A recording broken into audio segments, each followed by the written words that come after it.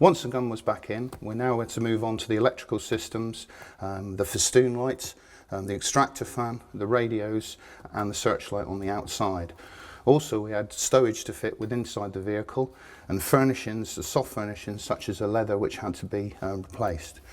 The wiring loom was originally put in the wrong place, so what we had to do was look at the diagrams and the drawings, remake the clips and replace the wiring in its original form.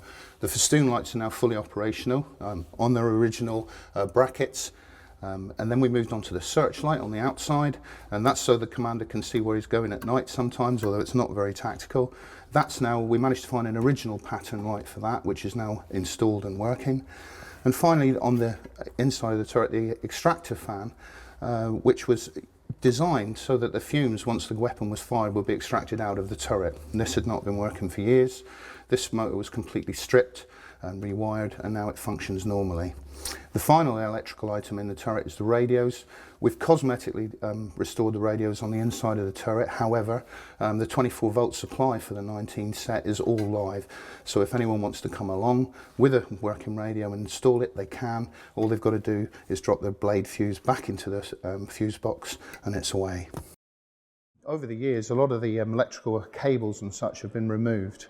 Consequently, when we went to make new cables and put them back in, we found that we were an awful lot of cable clip stiffy. And so rather than buy them, we've made up this jig because we had abundance of larger cables, the ties that we could use. So we're just using this material in order to make the cable ties that we want.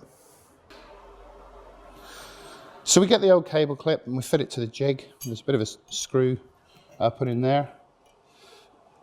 Screw it up. Now it's secure within the jig. What we're going to do is cold bend it around these screws that I've put into the plate. That'll get our initial curve. Then remove it.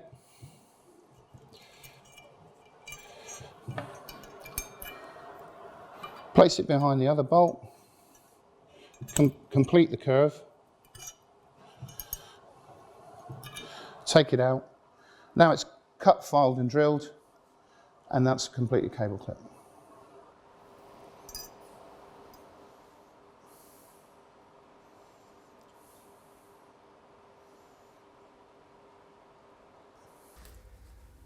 One of the other mechanical items within the turret that we restored was the Coppola.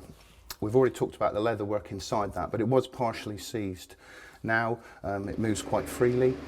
We've also installed the hatch locks, and we've remade and manufactured the return springs that allow the hatch to be open from the inside. The hatches basically fly open as soon as the catch is released. Whoa.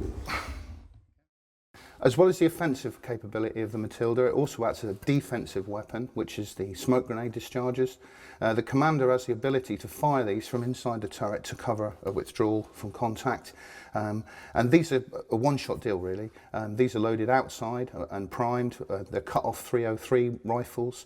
And once they're fired, the only way you can fire them again is to get outside the tank and reload them externally. In order to operate this smoke grenades, you first of all pull out the safety pin and then press down on the lever, and one of the smoke grenades in this case will go off. To fire the other one, exactly the same.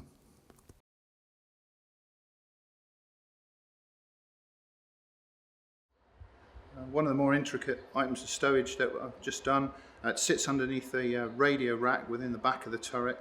All kinds of spares and things that go into there. We're going to research the stowage diagrams and try and find out exactly what, but it is worth noting that in here, if we can get it out, there's a little drawer that contains the sights yet to be cleaned.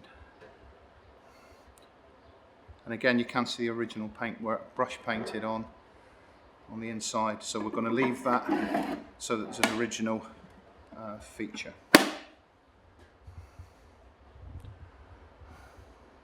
Once the restoration is complete regarding the stowage, one of the most difficult things is to find the dedicated items of stowage that went in each individual box. Here we've got an original first aid kit that fits quite nicely. Its stowage position above the loader's head. Fortunately, we've got an awful lot of empty boxes here that we're now searching around to try and fill. Now that the upper turret is complete, we now have to carry on the same process with the hull, restoring the electrical, the hydraulic and all the mechanical systems, but on a much bigger scale.